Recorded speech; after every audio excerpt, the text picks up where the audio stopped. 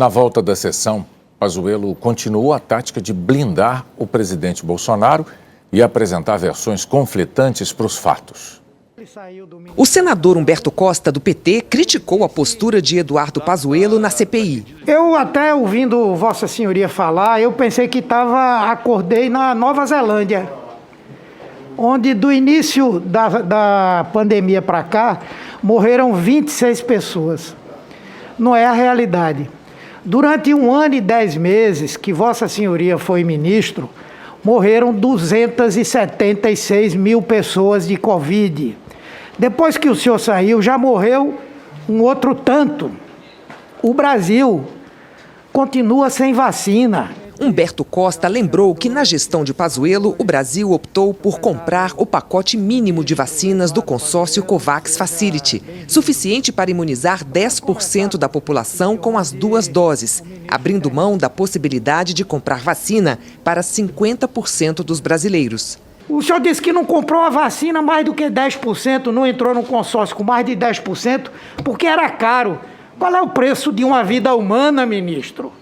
Qual é o preço de uma vida humana? Me responda! E afirmou que o ministro mentiu ao dizer que não agiu por pressão do presidente Bolsonaro. Sabe o que é que Vossa Senhoria fez? E eu tenho certeza que foi a mando do presidente Bolsonaro. Vossa Senhoria, o que fez de relevante foi tentar mudar a maneira como o Ministério da Saúde informava o número de mortes, o número de pessoas acometidas.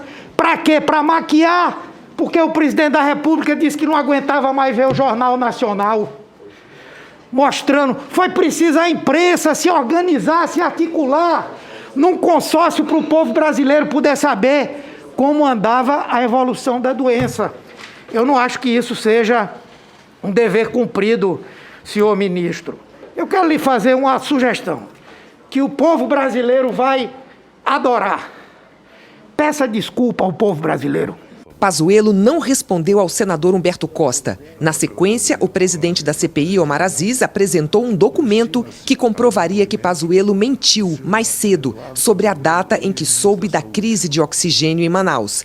Pazuello havia dito mais cedo na sessão que foi informado no dia 10 de janeiro de que havia problemas com o abastecimento de oxigênio, mas foi desmentido pelo ofício nas mãos de Aziz. Veja bem, e eu quero aqui alertá-lo, ministro, o senhor está protegido por um habeas corpus. O habeas corpus lhe protege para que Vossa Excelência não se incrimine. Mas faltar com a verdade pode até dizer, olha, não vai dar prisão, eu estou protegido, mas tenha certeza, ministro, que faltar com a verdade aqui vai dar consequências muito grandes, porque nós não iremos parar enquanto a gente não achar a verdade.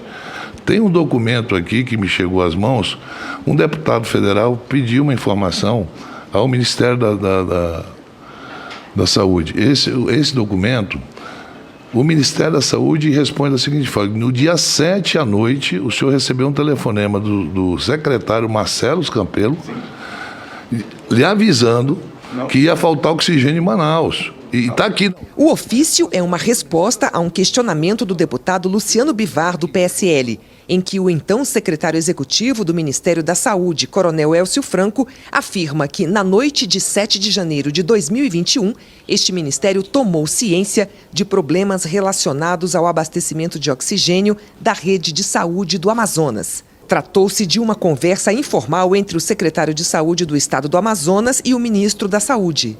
Naquela noite, por telefone, apenas e tão somente para solicitar apoio no transporte de 350 cilindros de oxigênio de Belém para Manaus. A senadora Elisiane Gama, do Cidadania, insistiu na questão e só assim o ex-ministro admitiu que no dia 7 de janeiro recebeu um pedido de ajuda para transportar cilindros de oxigênio para Manaus. A partir de 1º, 2º de janeiro, a partir de 28 de dezembro, meus olhos estavam sobre Manaus.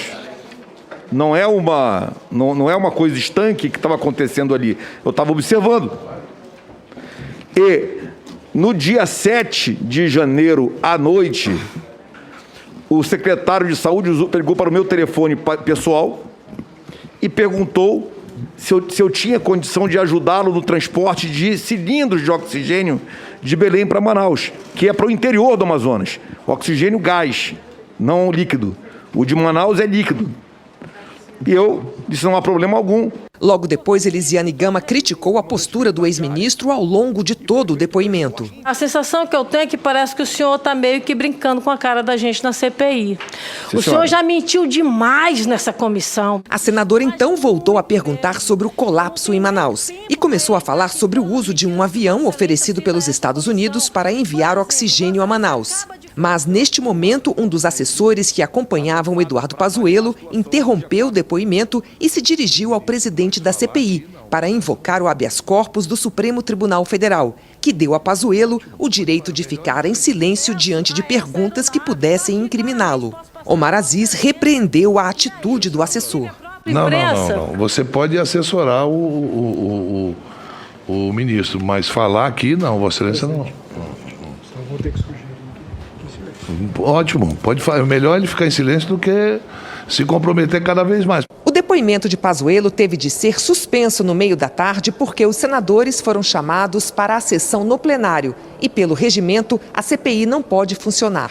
Pazuello ficou então aguardando a volta dos trabalhos dentro da sala da CPI. Segundo os senadores, ele se sentiu mal e precisou se deitar. A continuação do depoimento de Pazuello foi então transferida para amanhã.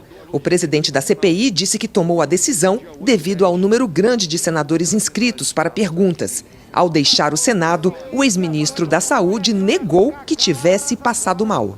O senador Otto Alencar, do PSD, que é médico, disse à repórter Ana Flor que atendeu o ex-ministro na hora.